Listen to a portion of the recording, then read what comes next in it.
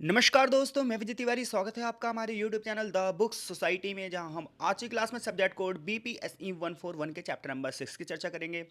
इससे पहले 5 चैप्टर की वीडियो ऑलरेडी अपलोड कर दी गई हैं, तो यदि आपने उन लेक्चरों को नहीं सुना है तो सबसे पहले उन लेक्चरों को जरूर सुन लीजिएगा।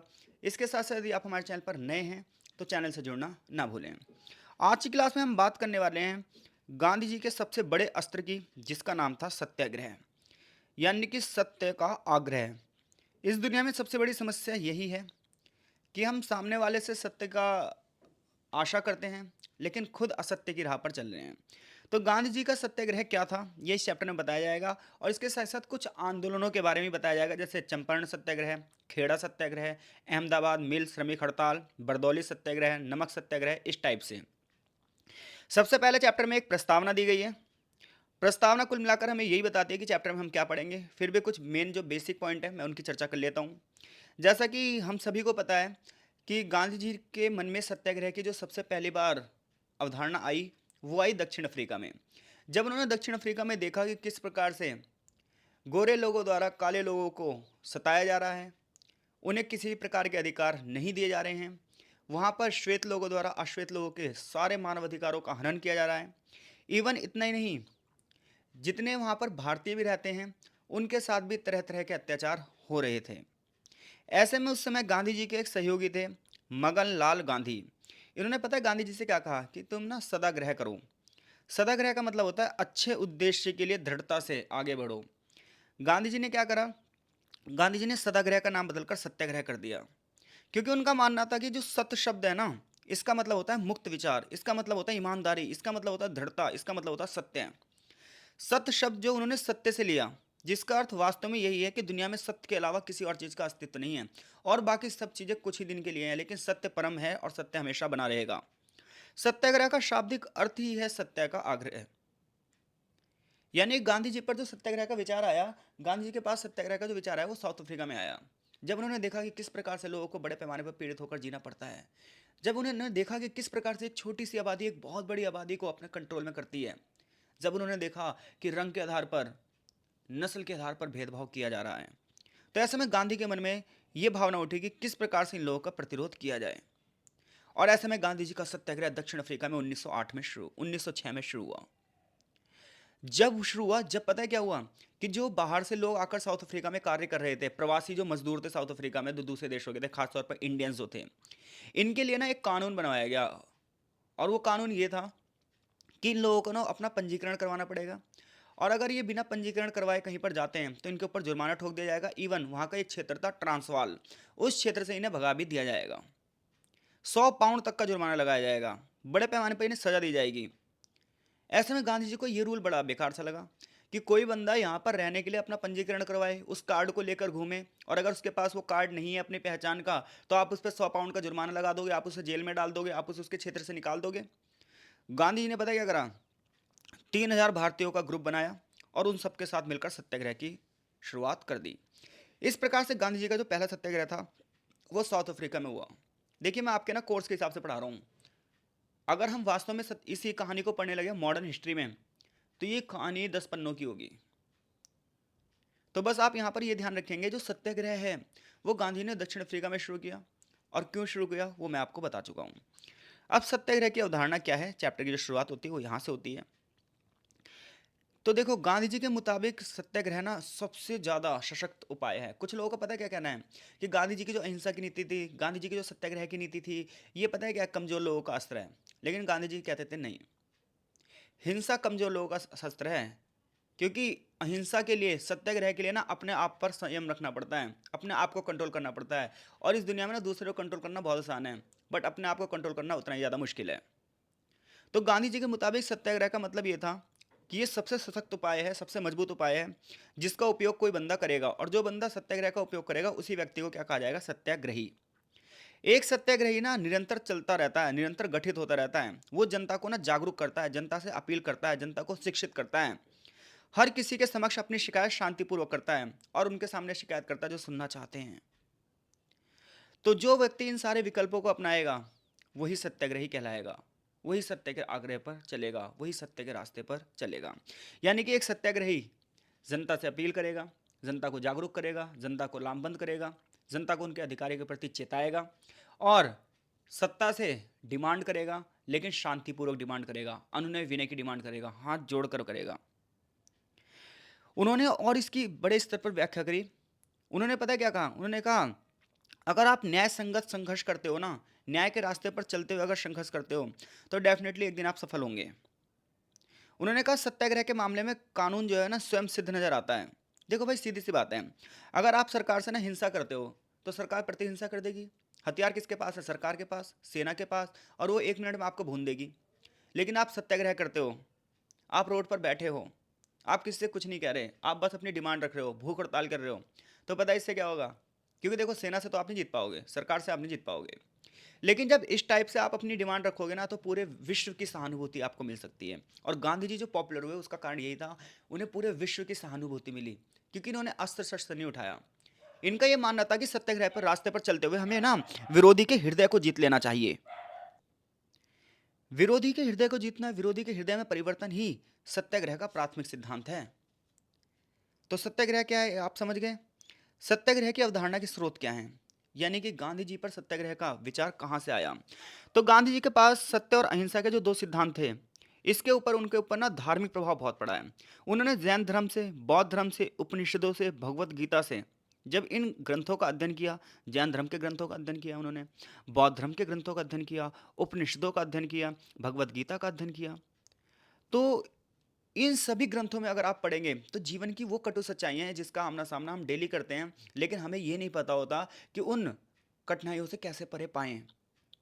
जब गांधी जी ने इन किताबों को पढ़ा, इन धार्मिक पुस्तकों को पढ़ा, तो उन्होंने देखा हर जगह अहिंसा की तो बात है, कहाँ धर्म हिंसा सिखा रहा है। गौतम बुद्ध ने अहिंसा का संदेश दिया, महावीर ने अहिंसा का संदेश दिया। तो हिंदू पौराणिक परंपराओं में ऐसी कहानियों की भरमार है जो सत्य की महिमा की बात कर रही हैं। चाहे राजा हरिश्चंद्र की बात कर लो जो कि सत्य की रक्षा कर रहे हैं। इसी प्रकार से अगर आप वेस्टर्न फिलॉसफी पढ़ोगे तो चाहे सुकरात का दर्शन पढ़ लो, चाहे क्राइस्ट के उपदेश पढ़ लो, यानी क्रिश्चियनिटी के आप उपदेश पढ़ लो, बाइबल पढ़ लो, आप हर कहीं तो सत्याग्रह की बात है, हर कहीं तो सत्य की बात है। जहाँ क्रिश्चियनिटी में लिखा हुआ है कि किसी बुराई का प्रतिरोध मत करो, अगर कोई तुम्हारे दाएं गाल पर थप्पड़ मार दे तो बाएं गाल भी आगे कर दो, ये ईसाई धर्म की सूक्ति है। लेकिन बात ये आती है कि जो बड़े बड़े लोग क्रिश्चियनिटी को फॉलो कर रहे हैं, क्या वो वास्तव में इस सूक्ति को जानते हैं, इस लाइन को जानते हैं? क्या उन्होंने इस लाइन को फॉलो किया? उन्होंने तो एक बहुत बड़े हिस्से पर विश्व के कंट्रोल किया, इवन अपने ही देश में लोगों को सताया। तो धर्म को फॉलो कर रहे हो, डजेंट मैटर। क्या आप धर्म में जो चीज़ें लिखी हैं उस रास्ते पर चल रहे हो? पूजा करने से या फिर धार्मिक प्रतीकों को पहन लेने से सिर्फ धर्म को फॉलो नहीं किया जा सकता। धर्म में जो लिखा है ना वो वास्तव में करना भी चाहिए, आपके अंदर दयालुपन भी होना चाहिए। और गांधी ने इन किताबों को पढ़कर ना अपने मन में उतार लिया, इसलिए वो सत्याग्रह के रास्ते पर चल पड़े। हम किताबों को पढ़ लेते हैं शब्दों, केवल शब्द अर्थ, हम ना उन शब्दों को अपने मन में नहीं उतारते। तो ये बहुत बड़ी समस्या है भाई। अब देखिए सत्याग्रह बनाम दुराग्रह क्या है। तो देखो, गांधी जी ने सत्याग्रह और दुराग्रह के बीच में अंतर किया। उन्होंने कहा कि अगर आप किसी मामले में बहुत जल्दी आतुर हो जाते हैं, कोई बदतमीजी करते हैं, अनैतिक दबाव करते हैं, कोई क्रूरता करते हैं, तो ये दुराग्रह है। लेकिन अगर हम टॉलरेंस रखते हैं, सहनशीलता रखते हैं, तो यही सत्याग्रह है। कि सत्याग्रह का सबसे बड़ा गुण यह है कि हम बहुत ज़्यादा सहनशीलता रखते हैं, बहुत ज़्यादा सहिष्णु हैं। तो जो बंदा बहुत ज़्यादा सहिष्णु होता है, बहुत ज़्यादा सहनशील होता है, उसके पास समस्याएं भी बहुत कम होती हैं। इसके अलावा गांधी जी कहते हैं कि शांत प्रतिरोध और सत्याग्रह में भी अंतर है। अब आप कहोगे शांति से मैं विरोध कर रहा हूँ किसी का, तो सत्याग्रह से अंतर कैसे हो सकता है? तो देखो, बड़े बड़े फिलोसफर रहे हैं टॉलस्टॉय और थोरो। टॉलस्टॉय की बात करो चाहे थोरो की बात करो, ये कहते हैं शांत प्रतिरोध, लेकिन गांधी जी कहते हैं नहीं, सत्याग्रह।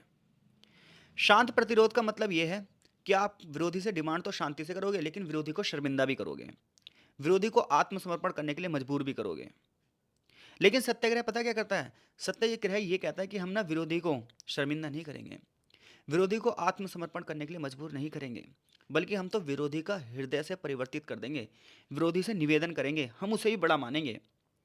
क्योंकि शांत प्रतिरोध में विरोधी से प्रेम की कोई जगह नहीं है, लेकिन सत्याग्रह में कोई दुर्भावना नहीं है, सत्याग्रह में कोई नफरत नहीं है। सत्याग्रह में आप अपने विरोधी से ही प्रेम करोगे। क्योंकि आंदोलन का उद्देश्य बुरा काम करने वालों की बजाय बुराई को खत्म करना है। गांधी जी कहते थे बुराई को खत्म करो, बुरा काम करने वालों को नहीं। क्योंकि जो बंदा गलत काम कर रहा है, अगर उसके भी हृदय को परिवर्तित कर दिया जाए तो वो भी अच्छा काम कर सकता है। तो शांत प्रतिरोध का मतलब क्या है? शांत प्रतिरोध का मतलब है आप शांतिपूर्वक अपनी डिमांड रखोगे, लेकिन आप सामने वाले को जलील भी करोगे। लेकिन सत्याग्रह का मतलब क्या है? आप शांति से विरोध भी करोगे और सामने वाले को जलील भी नहीं करोगे, आप सामने वाले का सम्मान करोगे, सामने वाले के हृदय परिवर्तन की बात करोगे। यही शांत प्रतिरोध में और सत्याग्रह में अंतर है। क्या सत्याग्रह कभी उग्र राष्ट्रवाद का विरोध करता है? बिल्कुल करता है। देखो, उग्र राष्ट्रवाद का मतलब यह है कि आप हिंसात्मक गतिविधियों के माध्यम से देशभक्ति की भावना रखते हो। आपका यह है कि हिंसा के माध्यम से ही हम विजय प्राप्त कर सकते हैं। तो इसके तो बिल्कुल अपोजिट ही है सत्याग्रह। देखो, जब गांधी जी भारत में आए थे तो उन्होंने देखा कि कितनी सारी खूनी क्रांतियां भारत में हुई थी। इवन भारत में नहीं बल्कि विश्व में हुई थी। तो गांधी जी का मानना था कि राजनीति में और समाज में खूनी क्रांतियां नहीं होनी चाहिए, बल्कि मनुष्य के हृदय को परिवर्तित करो, मनुष्य के मस्तिष्क को परिवर्तित करो। गांधी जी मानते थे हर व्यक्ति में बुद्धि होती है, बस हमें जरूरत है तो उसको जागृत करने की, और वो भी हिंसात्मक उपाय की सहायता से नहीं बल्कि आत्मशुद्धि से। हर एक बंदे को बचपन से मोरल पढ़ाओ, हर एक बंदे को बचपन से एथिक्स पढ़ाओ। दिक्कत ये है ना, स्कूल में पता क्या हो रहा है? एथिक्स पढ़ाई नहीं जा रही, मोरलिटी पढ़ाई नहीं जा रही, ह्यूमनिटी पढ़ाई नहीं जा रही। इसी वजह से बच्चा ना बड़ा होते होते एक मशीन बन जाता है जिसके अंदर हिंसा है, आतंक है, जिसके अंदर दूसरों के प्रति सताते हुए देखकर हंसी आती है। लेकिन जिस बच्चे में करुणा है, जिस बच्चे में दया है, जिसमें ह्यूमिलिटी है, वो पता है दर्द को महसूस करता है, वो फील करता है, और वो दूसरों के लिए कुछ कर गुजरने की बात भी करता है। गांधी जी यही चाहते थे कि भारतीय युवा गांधी जी के सिद्धांतों से लेकिन सहमत नहीं थे। जो उस समय के युवा थे वो गांधी जी के सिद्धांतों से सहमत नहीं थे। उनका मानना था कि अगर हमें साम्राज्यवाद को खत्म करना है, अगर अंग्रेजों से हमें आज़ादी प्राप्त करनी है, तो हमें हिंसा करनी होगी, क्योंकि प्रार्थना करने से हमें आज़ादी नहीं देने वाले। लेकिन गांधी जी इसके खिलाफ थे। उन्होंने कहा कि क्रूर शक्ति भारतीय जमीन में नहीं है, भारत की संस्कृति में हिंसा नहीं है, भारत की संस्कृति में तो करुणा है, भारत की संस्कृति में तो दया है, और हम शुरुआत से करुणामय रहे हैं, हम शुरुआत से दयालु में रहे हैं, यही भारत की संस्कृति है। गांधी जी कहते थे अहिंसा जो है ना, ये मजबूत लोगों का हथियार है, और सच्चे सत्याग्रही उग्रवादियों की जगह क्या कर रहे हैं? मारक हथियारों का प्रयोग कर रहे हैं, और ये गलत है। इसलिए हमें अहिंसा के रास्ते पर चलना चाहिए। गांधी जी ये भी कहते थे कि अगर अंग्रेजों का शासन समाप्त करना है तो ये अहिंसा और सत्याग्रह से हो सकता है, क्योंकि जो हमारा देश है, मातृभूमि की रक्षा के लिए जो हमारे अंदर त्याग की भावना है, इसकी उन्होंने प्रशंसा करी। लेकिन रास्ते को उन्होंने गलत बताया कि जो युवा लोग हिंसा के माध्यम से हिंसा का रास्ता अपना रहे हैं, किसके लिए? आज़ादी के लिए, ये बिल्कुल गलत रास्ता है। उन्होंने ये तो प्रशंसा करी कि युवाओं के अंदर देशभक्ति ये बहुत बड़ी बात है, लेकिन उन्होंने इस चीज़ का विरोध किया कि ये ना गलत रूप से अपनी शक्ति का यूज़ कर रहे हैं। तो ये तो बात हो गई कि किस प्रकार से सत्याग्रह क्या कह रहा है, सत्याग्रह दुराग्रह में क्या अंतर है, सत्याग्रह और शांत प्रतिरोध में क्या अंतर है, उग्रवाद और सत्याग्रह में क्या अंतर है। अब हम बात ये कर रहे हैं कि अगर मुझे सत्याग्रह के रास्ते पर चलना है तो मेरे लिए कोड ऑफ कंडक्ट क्या है, मेरे लिए किन रास्तों पर चलना होगा, मेरे लिए क्या रूल और रेगुलेशन है, यानी कि सत्याग्रही की एक आचार संहिता क्या बनाई गई है। तो गांधी जी कह रहे हैं अगर आपको व्यक्तिगत स्तर पर सत्याग्रह करना है तो ये मान के चलिए ये जीवन की कल्पना है, it's a part of imagination. तो सत्याग्रह एक डेली रूटीन की क्रिया है। हर एक जगह सत्याग्रह का आप यूज कर सकते हैं। क्यों? क्योंकि सत्याग्रह में सत्य है, पवित्रता है, अनासक्ति है, कठोर श्रम है। अगर सत्याग्रही चाहता है कि वो बुरा काम करने और अन्याय करने वाले जो गलत कर रहे हैं उसे उसका एहसास कराया जाए, यानी कि सत्याग्रह का सबसे पहला काम यही है, हृदय परिवर्तन। कि किसी को आप आत्मसमर्पण करने के लिए मजबूर मत करो, किसी को आप इस चीज के लिए मजबूर मत करो कि वो हमारे सामने अपनी हार मान ले, बल्कि पता है उसे क्या करो कि देख यार तू गलत कर रहा है, उसे उसकी गलती का आप एहसास करवाओ। देख यार तू अन्याय कर रहा है, उसके अन्याय करने का आप एहसास कराओ। यही सत्याग्रह है। सत्याग्रही प्रतिरोधियों के लिए यह बताया गया कि आप धरने प्रदर्शन कर सकते हैं, आप असहयोग कर सकते हैं, शांतिपूर्ण जुलूस निकाल सकते हैं, बैठकों का आयोजन कर सकते हैं, स्थानीय कानूनों की शांतिपूर्ण अवज्ञा कर सकते हैं। इस तरीके से आप अपने रास्ते को आगे बढ़ा सकते हैं। एक सच्चा जो सत्याग्रही होता है ना, उसके अंदर धैर्य होना चाहिए, क्योंकि उसके सामने बहुत सारी कठिनाइयां आएंगी और उसे इन कठिनाइयों को सहन करना चाहिए। कई बार उसके ऊपर शारीरिक हमला भी होगा, लेकिन एक सत्याग्रही को आवेश में नहीं आना होगा, उस शारीरिक हमले को भी अपने ऊपर सहन करना होगा। सत्य की रक्षा के लिए कई बार जान देने की भी नौबत आ सकती है, तो उसके लिए भी घबराना नहीं होगा। एक सत्याग्रही के पास अत्यधिक आंतरिक शक्ति होनी चाहिए, एक नैतिक साहस होना चाहिए, उसे एक सामान्य जीवन जीना चाहिए, उसे एक सात्विक जीवन जीना चाहिए, उसे उन लग्जरी चीजों का त्याग कर देना चाहिए। इसलिए गांधी जी भी शुरुआत में कोट पैंट पहन कर आए थे भारत में, लेकिन जब वो सत्याग्रह के रास्ते पर चले ना, तो वो कोट पैंट उन्होंने छोड़ दिया। ऐसा नहीं कि गांधी गरीब हो गए, गांधी पे पैसा था, लेकिन फिर भी वो लंगोट पहनकर चले। गांधी जी की सिर्फ एक गलती की वजह से गांधी जी को इतने दूषित किया जाता है, लेकिन कोई बंदा 100% ना सत्य नहीं होता, ये बात ध्यान रखना। तो उनकी जो 99% अच्छाई थी, उसकी वजह से ना उनकी मूर्तियां बना गई, लेकिन ना उन्हें फॉलो नहीं किया गया। इसलिए आपको ये पढ़ाया जा रहा है कि आप वास्तव में शब्दों का खेल समझिए कि वास्तव में गांधी जी क्या कहना चाहते थे। जो गांधी को नहीं जानते ना वही गांधी के अगेंस्ट है, ये बात ध्यान रखना। गांधी जी ने अपने जीवन में भी इन उपदेशों को अपनाया। साबरमती के आश्रम के लोगों के लिए उन्होंने, साबरमती का जो आश्रम है वहाँ के लोगों के लिए उसको आश्रय रख दिया। उन्होंने लोगों को सिखाया कि गाली गलौज नहीं करना चाहिए, दुर्वचन नहीं बोलने चाहिए, इंद्रिय सुखों से परहेज करना चाहिए, हर किसी से उपेक्षा की गई। इसके साथ साथ लोग अपने भोजन और वस्त्र के लिए मेहनत करते थे, रोटी श्रम का भूमिका अदा करते थे, यानी कि अगर आपको खाना खाना है तो आपको श्रम करना पड़ेगा। गांधी जी का मानना था भारतीय इसके जरिए एक दिन मजबूत बन जाएंगे, एक दिन वो राजनीतिक रूप से अवेयर हो जाएंगे, अपने राइट्स के लिए आगे बढ़ जाएंगे। लेकिन ऐसा आज तक नहीं हो पाया क्योंकि बंदा शिक्षा से सीखा ही नहीं। सत्याग्रह का जो उद्देश्य है वो कभी ये नहीं होता कि वो अन्यायी को शर्मिंदा करे, वो उससे निवेदन करेगा, उसे डराएगा नहीं बल्कि उसे हृदय तक पहुंचने की कोशिश करेगा। आप अपने शब्दों को इस प्रकार से रखिए कि बंदा शाम के समय ना लेटते वक्त ये सोचे कि हाँ भाई, क्या वास्तव में मैं इतनी गलत हूं, मैं इतना गलत हूं। तो आप उसके हृदय में पहुंच गए हो। आप अब आप उसके हृदय परिवर्तित की बात कर रहे हो, आप संघर्ष की बात नहीं कर रहे। तो ये एक सत्याग्रह का कोड ऑफ कंडक्ट होगा। आगे सत्याग्रही कुछ एग्जाम्पल्स दिए हैं भारत में कि किस प्रकार से गांधी जी ने जो राजनीतिक आंदोलन करे उसमें कैसे उन्होंने सत्याग्रह का प्रयोग किया। तो गांधी जी के सत्याग्रह में सबसे बड़ी बात ये थी कि हम क्या करेंगे, नागरिक अवज्ञा करेंगे, यानी कि गवर्नमेंट की बातें नहीं मानेंगे, और सरकारी चीज़ों को त्याग देंगे, यानी कि गवर्नमेंट को असहयोग कर देंगे। सत्याग्रह के अंतर्गत नागरिक अवज्ञा होगी, असहयोग होगी, क्योंकि जब तक आप विरोधी का सहयोग करोगे तब तक आप विरोधी का विरोध नहीं कर सकते। तो सबसे पहला तरीका है असहयोग करिए, सविनय अवज्ञा करिए, शांतिपूर्वक रूप से। लेकिन ब्रिटिश भारत में जो सत्याग्रही आंदोलन थे, सबसे पहला मुद्दा क्या बना, तो देखो सबसे पहला मुद्दा ये बना कि फर्स्ट वर्ल्ड वॉर हुआ 1914 से लेकर 1918 तक। तो 1914 से लेकर 1918 तक जब फर्स्ट वर्ल्ड वॉर हुआ तो इसके बाद भारतीयों को ये आशा थी कि ब्रिटेन इस युद्ध में जीत गया है तो भारतीय सिपाहियों को सम्मान देगा। लेकिन क्या हुआ, अंग्रेजों ने एक कानून बनाया, रोलट एक्ट। रोलट एक्ट कानून में इन्होंने ये कर दिया कि जितने भी लोग विश्व युद्ध के दौरान विरोध कर रहे थे, धरने प्रदर्शन कर रहे थे, इन सबको जेल में डाल दिया जाए। इन्होंने कर दिया कि प्रेस पर सेंसरशिप कर दी, जितने लोग विरोध में थे उनको कईयों को फांसी की सजा सुना दी गई, उन्हें हिरासत की बात कर दी गई, राजद्रोह के मुकदमे लगा दिए गए लोगों के ऊपर। यानी कि एक तरफ तो फर्स्ट वर्ल्ड वॉर में भारतीय अंग्रेजों की सहायता कर रहा है, लेकिन अंग्रेज युद्ध जीतने के बाद क्या कर रहे हैं, युद्ध का खर्चा भी किससे वसूल रहे हैं, भारतीयों से। और ऐसा कानून पेश कर रहे हैं जिसमें प्रेस पर आप सेंसरशिप कर दो, जो लोग आंदोलन धरने प्रदर्शन अपनी डिमांड कर रहे हैं उन्हें आप पर राजद्रोह का केस लगा दो। तो गांधी जी ने इस रोलट एक्ट के खिलाफ इसे काला विधेयक कहा और इसे कहा कि इसे मंजूरी मत देना, अगर इसे आपने मंजूरी कर दी तो मैं सत्याग्रह घोषित कर दूंगा। लेकिन अंग्रेजों ने इस कानून को क्या कर दिया, अंग्रेजों ने इस कानून को लागू कर दिया। ऐसे में गांधी जी ने 6 अप्रैल को सत्याग्रह दिवस घोषित कर दिया। इस कानून के विरोध में हड़ताल, अनशन, सामूहिक बैठकों का आह्वान किया और बड़े पैमाने पर लोग इनके साथ हुए। 13 अप्रैल 1919 को आप सभी जानते हैं जलियांवाला बाग हत्याकांड हुआ। तो 13 अप्रैल 1919 को जब जलियांवाला बाग हत्याकांड हुआ तो जनरल डायर ने वहां पर बड़े पैमाने पर गोलियां चलाई थी और लगभग 2000 तक लोग मारे गए थे। कुछ किताबें 1000 लिखती हैं, कुछ 1100 लिखती हैं, कुछ 1200 लिखती हैं, लेकिन आप सही आंकड़ों पर जाओगे तो ये सही आंकड़े लगभग में चले जाते हैं, क्योंकि बहुत सारे लोगों के नाम रजिस्टर्ड ही नहीं होते। फिर भी किताब आपकी कह रही है कि 1202 लोग मारे गए। तो ब्रिटिश भारत में पहला सत्याग्रह हुआ रोलट एक्ट के विरोध में। दूसरा सत्याग्रह चंपारण सत्याग्रह।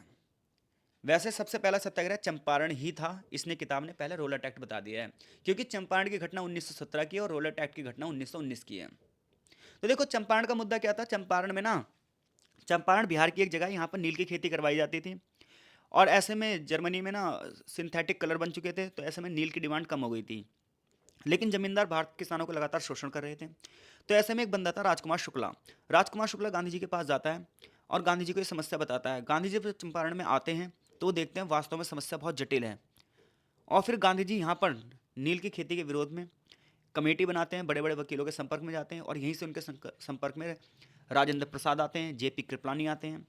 और परिणाम था अंग्रेज पता है गांधी को नोटिस दे देते हैं कि तुम्हें सत्याग्रह चंपारण छोड़कर जाना पड़ेगा। लेकिन गांधी जी उस नोटिस की अवज्ञा कर देते हैं। परिणाम था चंपारण के सारे लोग गांधी जी के समर्थन में आ जाते हैं, जज घबरा जाता है और अंततः किसानों को न्याय मिलता है। यही गांधी जी का सबसे पहला चंपारण सत्याग्रह शुरू होता है और यही गांधी की पहली जीत होती है भारत में। दूसरा सत्याग्रह खेड़ा सत्याग्रह। गुजरात की एक जगह है खेड़ा, इसे कैरा भी कहते हैं। 1918 में यहाँ पर फसल खराब हो गई थी, लेकिन अधिकारी ये कह रहे थे हमें पूरा टैक्स चाहिए। गांधी जी ने किसानों को इकट्ठा किया और कहा शांतिपूर्वक डिमांड करो। सारे के सारे किसान गांधी जी के साथ हो गए। लोगों ने टैक्स देने से मना कर दिया। उन्होंने कहा जो परिणाम होगा देखा जाएगा। आगे चलकर ब्रिटिश सरकार को झुकना पड़ा और किसानों के साथ समझौता हुआ। इस प्रकार से दूसरी जीत थी गांधी जी की। अहमदाबाद मिल मजदूर आंदोलन भी बहुत बड़ा आंदोलन था। अहमदाबाद में मजदूर ये चाहते थे कि उन्हें ज़्यादा वेतन दिया जाए, उन्हें उस प्लेग बोनस दिया जाए। पहले प्लेग बोनस मिलता था, लेकिन ना मालिकों ने ये बोनस देने से मना कर दिया, इवन वेतन देने से ही मना कर दिया। श्रमिकों का वो शोषण करते थे। गांधी जी ने अनशन शुरू किया और श्रमिकों को एकजुट कर लिया और सभी लोग एकजुट हो गए। 4 दिन तक अनशन चला, फिर मिल मालिकों को मजबूर होना पड़ा और उन्हें 35% वेतन बढ़ोतरी करी। इस प्रकार से तीसरी जीत थी गांधी की। गांधी जी के रास्ते पर चलते हुए एक बहुत बड़ा नाम आता है वल्लभ भाई पटेल, जिन्हें बरदौली सत्याग्रह के दौरान सरदार की उपाधि दी गई और आज हम उन्हें जानते हैं सरदार वल्लभ भाई पटेल के नाम से। तो बरदौली एक जगह है और यहाँ पर सत्याग्रह कौन कर रहे हैं? सरदार वल्लभ भाई पटेल। ये एक ऐसा आंदोलन था जिसमें गांधी नहीं है, लेकिन फिर भी अहिंसा का पालन हो रहा है। 1928 में 136 गांवों की तालुका थी और यहाँ के भू राजस्व में बढ़ोतरी कर दी गई, यानी कि टैक्स को बढ़ा दिया गया। इस क्षेत्र में कपास और चावल जैसी महंगी फसलों की खेती होती थी और ब्रिटिश सरकार ये चाहती थी यहाँ से ज़्यादा ज़्यादा टैक्स वसूला जाए। जनता बड़े विरोध में थी। जनता विरोध करना चाहती थी, लेकिन कैसे करे? बड़ी तादाद में पुरुष और महिलाएं इकट्ठे हुए और इनकी लीडरशिप करी वल्लभ भाई पटेल ने। सरकार ने इन्हें चेतावनी दी, अगर आप लोग अपने रास्ते पर नहीं जाएंगे तो आपकी जमीनें जब्त कर ली जाएंगी। लेकिन बरदौली के लोगों ने कहा जो होगा देखा जाएगा। गांव के मुखिया, उनके अधिकारी बड़ी संख्या में उन्होंने इस्तीफे दे दिए। 4 महीने तक आंदोलन चला, लगातार निगरानी हुई, गिरफ्तारी की धमकियां आई, लेकिन लोगों ने शांति का रास्ता अपनाया। सरकार ने मुखियाओं को फिर से उनकी पोस्ट दे दी। जितने भी गिरफ्तार सत्याग्रही थे उन्हें रिहा करा गया। सावधानी पूर्वक सारे दस्तावेजों की जांच की गई। पटेल की बहुत ज़्यादा सराहना की गई। आगे चलकर उन्हें काफ़ी ख्याति मिली और यहीं से यहाँ की महिलाओं ने उन्हें सरदार की उपाधि दे दी।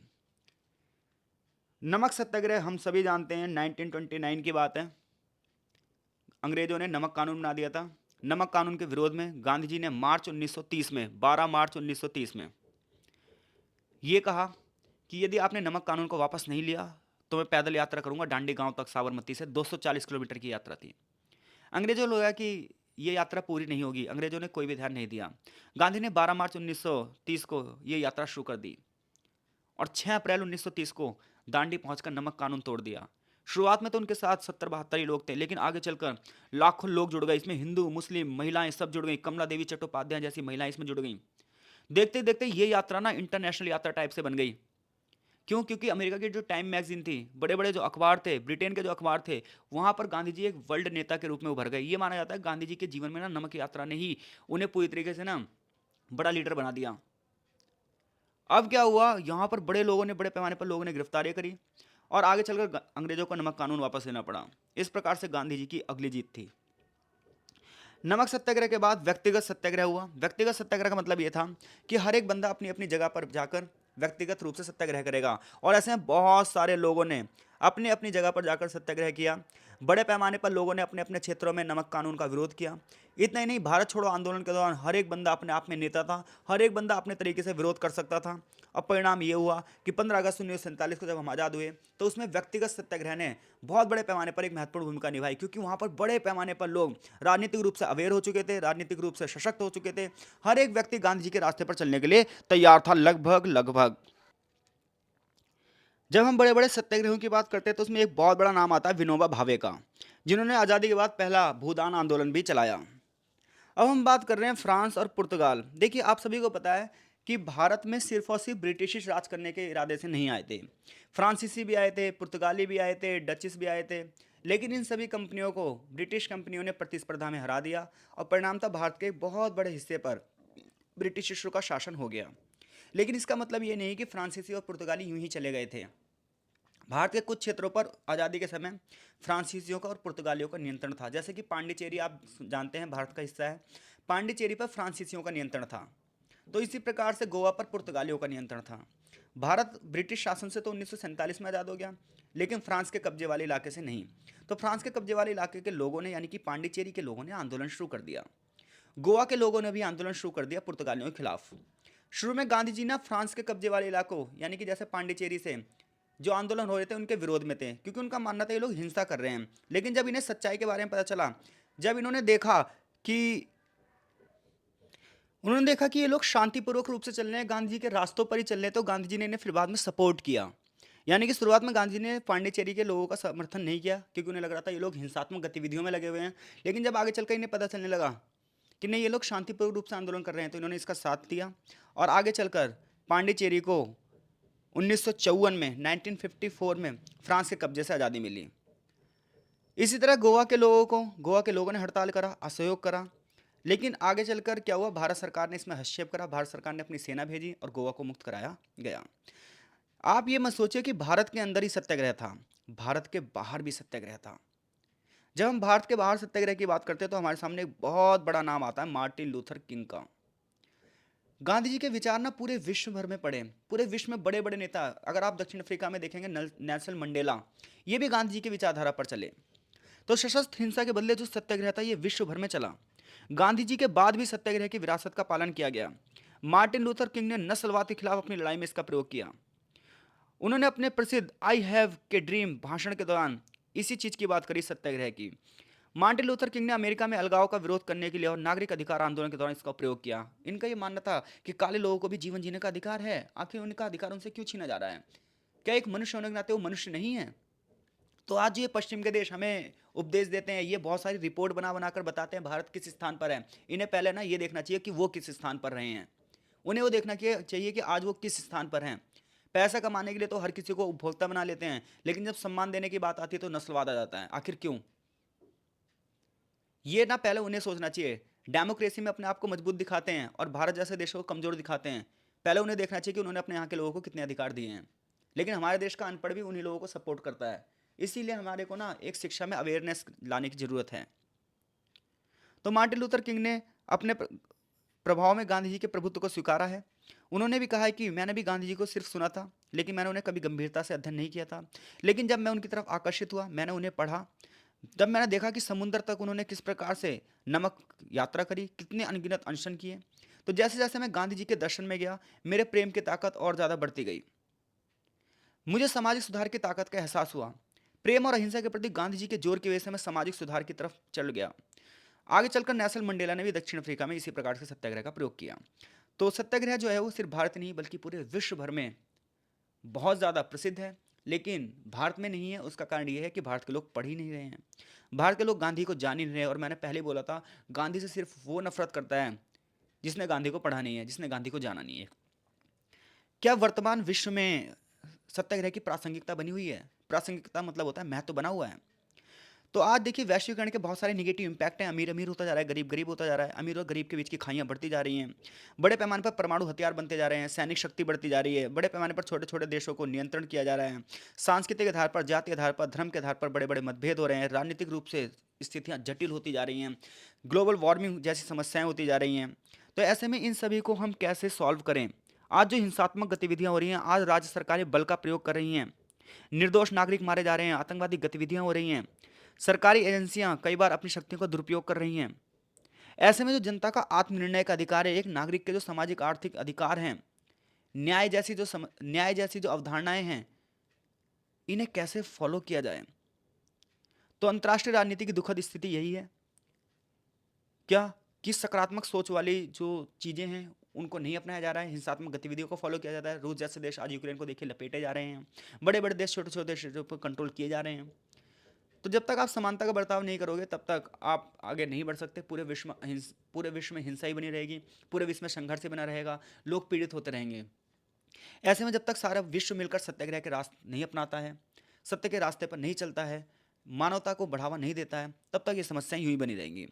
ऐसे में गांधी जी का जो सत्याग्रह है वो पूरे विश्व में आज भी उतना ही महत्वपूर्ण है जितना उस समय था, बशर्ते इसे लागू किया जाए। इवन पहले से ज़्यादा आज जरूरी है, क्योंकि लोगों के मन में हिंसा की भावना हो गई है और हर एक बंदा क्या हो गया, इंटॉलरेंट हो चुका है। जरा जरा सी बात पे बंदा भड़क जा रहा है, जरा जरा सी बात पर आप देखते हैं न्यूज़ में हत्याएं हो रही हैं, कितने बड़े पैमाने पर लोग एक जरा से भाषण से विरोध करने लग जाते हैं। हमें ज़रूरत है किसकी? सत्याग्रह की, पहले से ज़्यादा आज। आगे चैप्टर में एक सारांश दिया गया है, चैप्टर यहीं फिनिश होता है। आई होप सो इस चैप्टर से कोई भी प्रश्न आएगा उसका उत्तर देने में आप समर्थ हैं। चैप्टर में जो प्रश्न है वो कुछ इस प्रकार से हैं। भारत के बाहर सत्याग्रह कैसे फैला? सत्याग्रह की क्या वर्तमान में जरूरत है? ये क्वेश्चन ऐसे भी आ सकता है, सत्याग्रह का अर्थ बताते हुए बताइए क्या वर्तमान में इसकी प्रासंगिकता बनी हुई है? तो इस प्रश्न का उत्तर देने में आप सक्षम हैं। चीज़ें अगर समझ में आ रही हैं तो वीडियो को लाइक ज़रूर कीजिए। आप हमारे टेलीग्राम ग्रुप में भी जुड़ सकते हैं, इंस्टाग्राम पे भी मुझे फॉलो कर सकते हैं। अगर आपके प्रश्न है तो मुझे आप वहाँ पर भी पूछ सकते हैं। तो मिलते हैं आपसे नेक्स्ट चैप्टर की वीडियो में, तब तक के लिए आपका बहुत बहुत धन्यवाद।